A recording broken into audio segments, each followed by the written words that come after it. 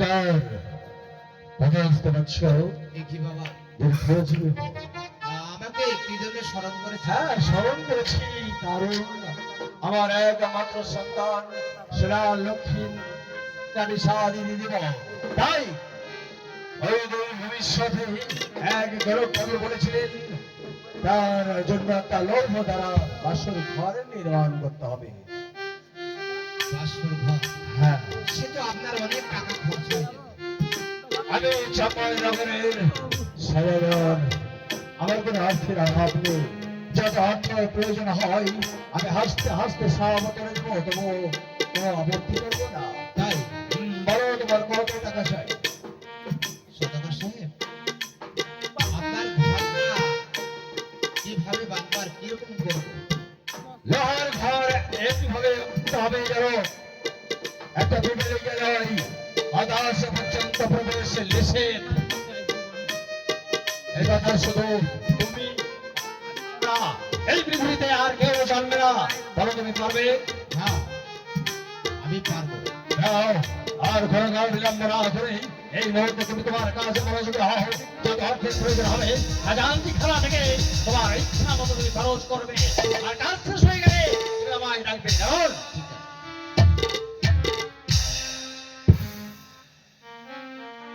ঠিক আছে। হাই গো, উঠবে,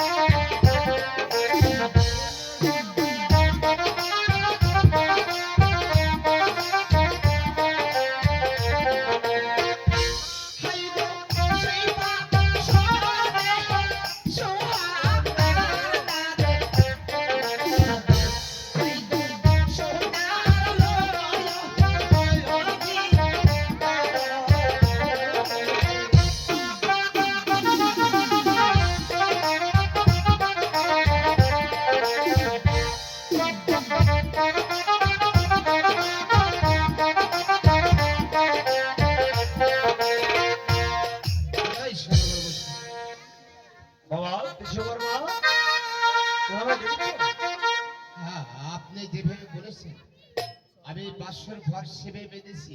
হ্যাঁ ওই বাসর ঘরে মাছি মশা তো দূরে থাক, একটা হাওয়া পর্যন্ত প্রবেশ করতে পারে না। এবার বাসর ঘরের চাবিটা আমায় দিয়ে দাও।